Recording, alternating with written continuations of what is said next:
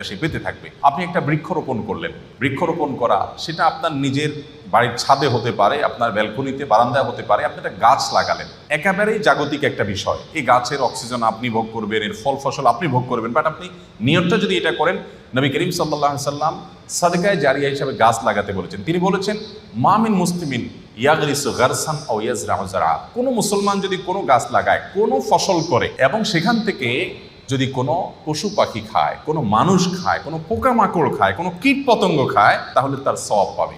এটি সাদকায়ে জারিয়া, যে আমি মরে যাব কিন্তু আমার গাছের এই সওয়াব আমার আমলনামায় যুক্ত হতে থাকবে।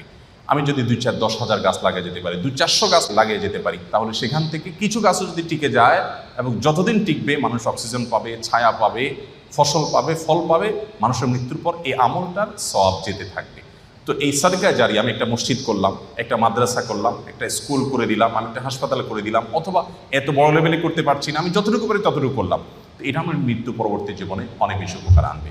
নাম্বার 3, নেক সন্তান। সবচেয়ে বড় পয়েন্ট এটি, যে আমাদের সন্তানদেরকে যদি আমরা আল্লাহমুখী করে যেতে পারি, আল্লাহর সাথে পরিচয় করে দিয়ে যেতে পারি, কোরআন এবং হাদিসের সাথে তাদের রিলেশন করে দিয়ে যেতে পারি, এই সন্তান যখন দোয়া করবে মৃত্যু পরবর্তী জীবনে সেটা উপকারে আসবে। নবী করিম সাল্লাল্লাহু আলাইহি সাল্লাম বলেছেন, একজন জান্নাতীকে আল্লাহ তাআলা তার জান্নাতে যে স্টেজে তিনি আছেন, যে স্তরে আছেন, যে লেভেলে আছেন, সেখান থেকে হঠাৎ করে অনেক উপরে উঠাই দিবেন। দেওয়ার পর জান্নাতি বলবে, আল্লাহ আমাকে এই স্তর থেকে এত আফার ক্লাসে নিয়ে যাওয়ার কারণটা কি? আমি তো এখন আর আমল করে নিজের মর্তবা মর্যাদা বৃদ্ধি করার কোনো সুযোগ নেই। তখন আল্লাহ তাআলা বলবেন, তুমি পৃথিবীতে যে সন্তান রেখে আসছো, সে তোমার জন্য যে দোয়া করেছে, তার প্রতিটি দোয়ার ফলশ্রুতিতে তোমার মর্যাদা এখানে বৃদ্ধি হচ্ছে।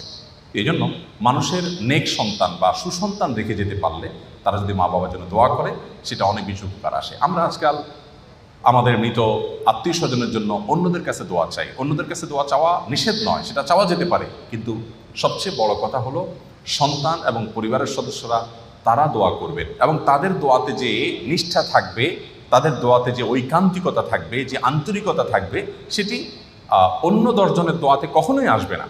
সেই জায়গা থেকে আমাদের চেষ্টা করা উচিত। আমি সর্বশেষ যে পয়েন্টে কথা বলতে চাই খুব সংক্ষেপে, সেটি হলো আমাদের অনেক প্রিয়জনকে আমরা হারিয়েছি। তাদের মৃত্যুর পর আমরা জীবিতরা তাদের জন্য কি করতে পারি? নাম্বার 1, সবচেয়ে বড় করণীয় হলো তাদের জন্য আল্লাহর কাছে দোয়া করা। আল্লাহ রাব্বুল আলামিনের কাছে মৃত ব্যক্তির জন্য জীবিত ব্যক্তির দোয়া অনেক বেশি উপকারী।